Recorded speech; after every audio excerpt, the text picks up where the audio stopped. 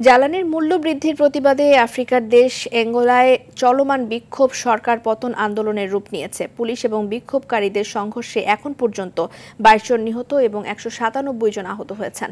শনিবার দেশটির সরকার ডিজেলের দাম 1/3 বাড়ানোর ঘোষণা দিলে দেশ জুড়ে প্রতিবাদ শুরু হয়। বিক্ষোভ দমনে সরকারি বাহিনী ধরপাকড় শুরু করলে তা সহিংসতায় রূপ নেয়।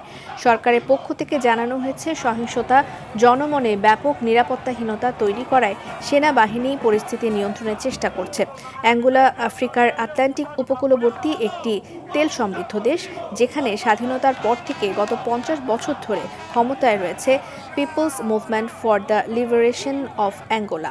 দীর্ঘদিন ধরেই তাদের বিরুদ্ধে অনিয়ম এবং অগণতান্ত্রিক পদ্ধতিতে ক্ষমতা আঁকড়ে রাখার অভিযোগ ছিল।